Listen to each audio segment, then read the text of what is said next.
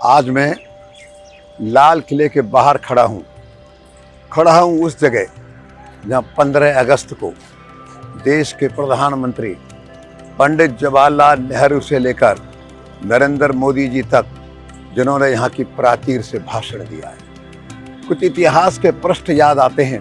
काश हिंदू हृदय सम्राट ब्रज केसरी जाट महाराजा सूरजमल जी ने, उनके बेटे महाराजा जवाहर सिंह जी ने दिल्ली जीतकर नजीबुद्दौला को हरा करके लाल किले में प्रवेश कर लिया था। काश भरतपुर लौटने से पहले वो यहाँ गद्दी पर बैठकर उनका वो राज तिलक हो जाता। आज देश का इतिहास कुछ और होता। और एक घटना याद आती है इतिहास की। मराठों ने 1761 से पहले और 1761 के बाद दिल्ली को 2 बार जीता है। जीत करके नवाबों के हवाले नहीं करते, दिल्ली के बादशाह के हवाले नहीं करते। काश वो यहाँ पर कब्जा करके बैठ जाते और प्रतिनिधि के रूप में वो उनको ही गद्दी पर नहीं बिठाते। हिंदुस्तान का इतिहास कुछ और होता। हम हिंदुओं को गलती करने की आदत है। आज लाल किला हमको संदेश दे रहा है, हिंदुओं गलती मत करो। गलती से आने वाली पीढ़ियों को, पूरे देश को नुकसान उठाना पड़ता है। सावधान रहो, जागते रहो।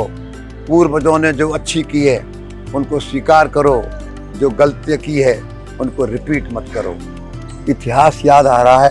दीवाने खास दीवाने आम को देख करके कभी यहाँ बादशाह औरंगजेब बैठते थे और किस तरह उन्होंने छत्रपति शिवाजी महाराज को यहाँ पर मिलने के लिए बुलाया था। कितना टेरर था उनके नाम का। जहाँ पर बादशाह औरंगजेब बैठे थे उसके चारों ओर उन्होंने 3 घेरे डाले थे, कहीं ऐसा ना हो शिवाजी का हमला हो जाए। उनकी कल्पना थी शिवाजी के बारे में, बहुत चालाक हैं, बहुत तेज हैं, उनको जादू आता है, वो कभी भी कुछ भी कर सकते हैं। और एक दृश्य याद आ रहा है मुझे। अंग्रेजों को मारने के लिए, अंग्रेजों को भगाने के लिए नेताजी सुभाष चंद्र बोस ने आजाद हिंद फौज का निर्माण किया 1943 में। और उन्होंने उसके अंदर 70,000 सैनिक थल सेना के, उनके देशभक्ति जगा करके देश की आज़ादी के लिए लड़ने के लिए तैयार किया। हमारे 27,000 सैनिक मारे गए। हमने भी अंग्रेजों के सैनिक मारे, लेकिन उधर बरसात हुई, मलेरिया फैला, सैनिक बीमार हो गए, परिस्थितियां बिगड़ गईं। उधर जापान की हार हो गई। इस कारण आजाद हिंद फौज को एक प्रकार से युद्ध को रोकना पड़ा। और कहते हैं आजाद हिंद फौज के 3 बड़े सेनापति, colonel Dhillon, colonel Prem Kumar Sehgal, colonel Shahnawaz, 3 सेनापति ये इस लाल किले के अंदर और गिरफ्तार कर लिए गए। उनके साथ और भी कई हजार सैनिक थे। मुकदमा चला। पंडित जवाहरलाल नेहरू ने बैरिस्ट्री पास की थी, पर कभी प्रैक्टिस नहीं की थी, वकालत नहीं की थी। फर्स्ट एंड लास्ट, पहली बार अंतिम बार वकालत का चोगा पहना। उनके साथ थे मुल्ला भाई देसाई, उनके साथ थे तेज बहादुर सप्रू, जो आजाद हिंद फौज के सैनिकों के लिए मुकदमा लड़ रहे थे।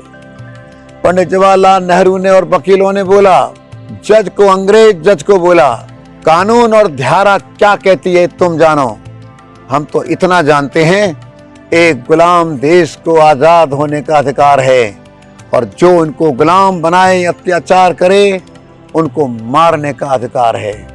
उन्होंने कहा जज को, अगर आपका देश गुलाम होता आप क्या करते। लेकिन एक बात समझ लीजिए, इन पर मुकदमा चलने के बाद हिंदुस्तान की लाखों करोड़ों जनता सड़कों पर है। अगर एक को भी सजा मिली, एक भी अंग्रेज भारत से जिंदा नहीं बच पाएगा। इतना गुस्सा, इतना रोष इस समय भारत की जनता में है। 3 सेनापति उस समय हमारी लड़ाई के एक बहुत बड़े प्रतीक बन गए थे। भाइयों और बहनों, अंग्रेज जरा जरा सी बात पर कठोर सजा देते थे। उनकी भाषा में राजद्रोह, उनकी दृष्टि में राजद्रोह। जिन्होंने अंग्रेजों की सत्ता से लड़ाई लड़ी, खुद भी लड़ाई में मारे गए, लेकिन अंग्रेजों को भी हजारों सैनिक मारे। उनको सारे आजाद हिंद फौज के सैनिकों को, तीनों सेनापतियों को छोड़ना पड़ा। देश की जनता की विजय हुई, आजाद हिंद फौज की विजय हुई, और एक प्रकार से अंग्रेजों ने अपनी हार मान ली। अब तुम इन पर मुकदमा चलाकर इनको सजा नहीं दे सकते हो। पंडित जवाहरलाल नेहरू, मूलाबाई देसाई, तेज बहादुर सप्रू, तीनों ने जो वकालत की, अंग्रेज जज निरुत्तर हो गए। एक भी सैनिक को सजा नहीं हो पाई। ये इस लाल किले से जुड़ा हुआ कितना अच्छा रोचक प्रसंग, और याद आता है नेताजी सुभाष चंद्र बोस की वो बात, दिल्ली चलो, तुम मुझे खून दो, मैं तुम्हें आजादी दूंगा।